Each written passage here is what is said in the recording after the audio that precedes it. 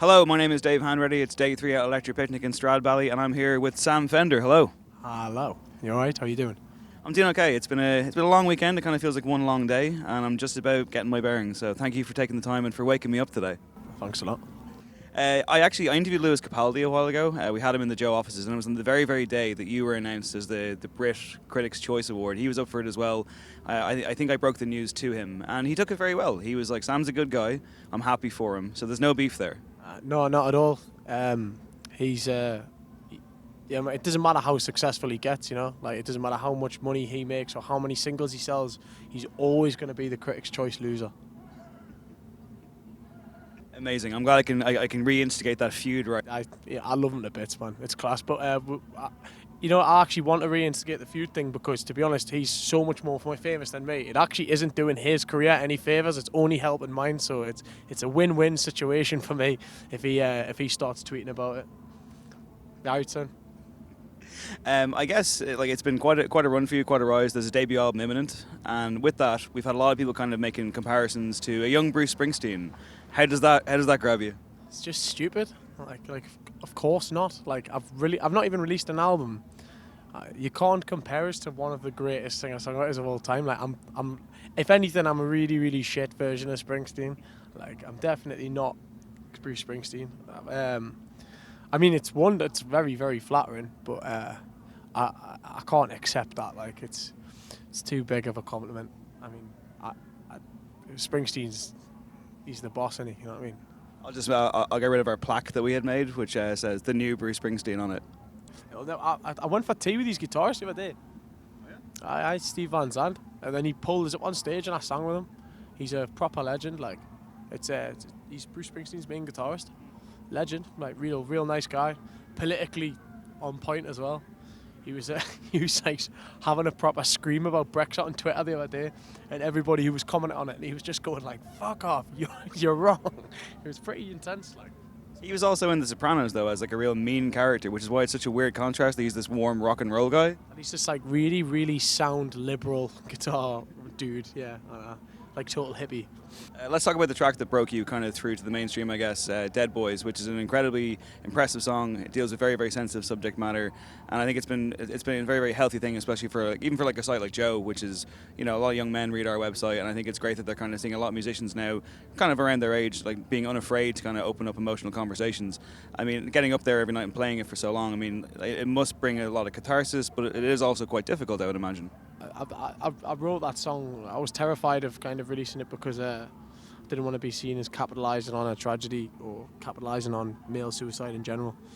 But it's become kind of like an anthem for talking, I guess, or an anthem for being more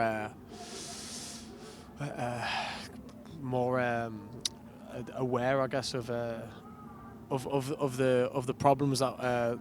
Of not opening up about stuff. I think that's the main thing. I was kind of raised to always kind of have a stiff upper lip and kind of not talk about how I felt or whatever, or just be tough or whatever. That boys don't cry thing kind of although it's archaic, it seems to be still a part of our upbringing. I think. I think it was for me anyway. In the northeast, it was. I don't know what it was like in Ireland, or I don't know what it's like anywhere else, but I wouldn't be surprised if it was the same crack, you know what I mean? No, it is. I think it's a generational thing, and I mean, like, even the acts they were playing yesterday at the 1975, Matty Healy, obviously it's a very huge pop thing. You got other acts like Wild Youth. They're all talking about inclusivity now. They're all talking about like having people feel safe at gigs and feel comfortable with each other, and it's definitely not like my parents' generation anyway. I think like that's kind of, and I think it applies as well to the kind of music you make. I mean, there's still a lot of work to be done in there, but I think it's good that bands are being a bit more maybe not just political, but like maybe it's just having something to say. You know what I mean? Because there's been a bit of a void, I think, for a while where people haven't, in the mainstream, people haven't been sort of saying stuff, and now there seems to be a plethora of artists and acts with something to say, which is good. That's how it should be. You know what I mean? We're in a world where there's so much to be said. It's about time. With regards to the album itself, I mean, we've heard a couple of singles off it, but like, how was it putting it together, and like, how much kind of you? I mean, because a lot of people talk about the debut album as like, this is all of me. It's everything I've got. It's everything I've had since I started playing music. So like, does that come into it, or is this just like, this is my best work, or? Not really. It's kind of just the first ones I did. Some of these songs I've had for 5-6 years. I mean, I'm really proud of it. It very much is me as a kid. Kind of chronicles the journey of when I first started up to now, because some of these songs are 5-6 years old, some of them are like a year old. On a wildly different note, you're also a proud Newcastle boy, so the big question is Steve Bruce the man to take the club forward, or? As Drew said, and my drummer, and as Drew's little brother said, who's at the game every match he's down at the front in the Gallagher end, I'll give him a chance. I mean, I think everyone's going to give him a chance. I guess, yeah, like this is day 3 of the festival. We've seen so many incredible acts so far over here.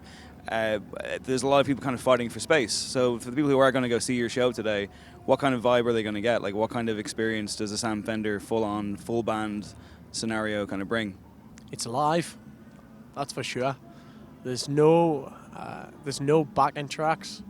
There is no track. There's nothing coming off a laptop. It's all live. So you'll experience a full live band of 6 people playing instruments. All right, Sam Fender, thank you so much, man. Thanks very much.